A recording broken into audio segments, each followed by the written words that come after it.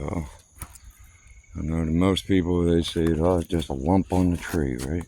Just a lump on the tree. Well, it's a burl. I believe it's cherry, but I cannot be certain. Simply because if you look at this tree, there's definitely no bark to identify it. But hold on, let me. Oh, okay, I don't know why it won't let me switch the video around, but hold on a second. Come on.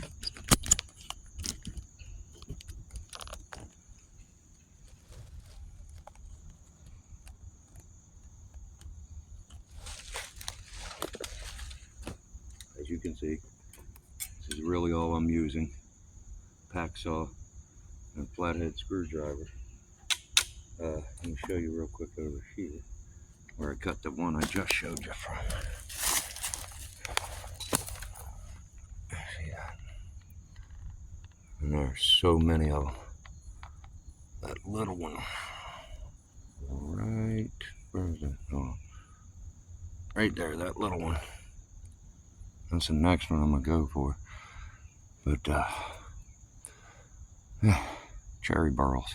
Well, some kind of burl. I'm going to assume it's cherry because it does look like cherry now that I've cut into it.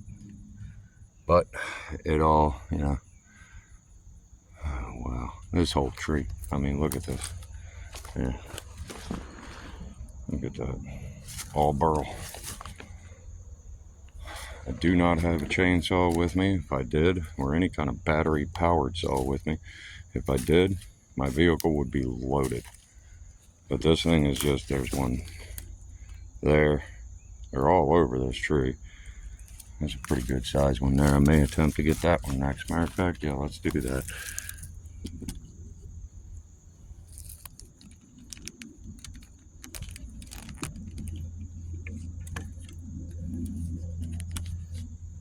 Sorry about that, y'all.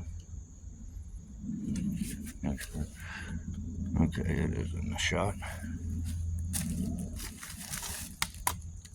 The one thing though, if you're cutting them, know this.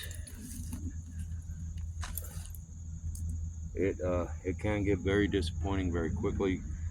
You'll be getting into it, cutting it. All of a sudden,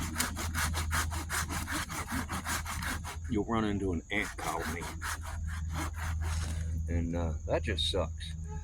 When you run into an ant colony, at that point, all the work you just did is all for nothing. Because 9 times out of 10, your wood will be so soft that the only thing you really can do is, I guess, is a pressure pot, throw it in a pressure pot chamber. I'm gonna pause this. I'll be back when I'm cut through it more.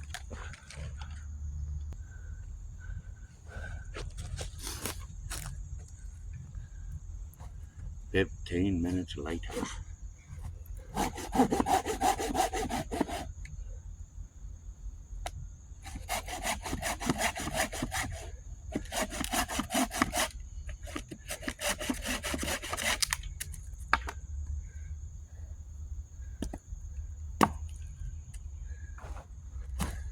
That's how they come out looking. Give me a second.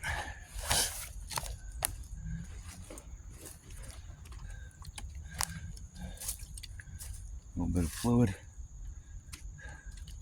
Show you how it really looks. Yep, that's cherry. That's definitely cherry. That's how it looks when it's wet. Yeah, buddy.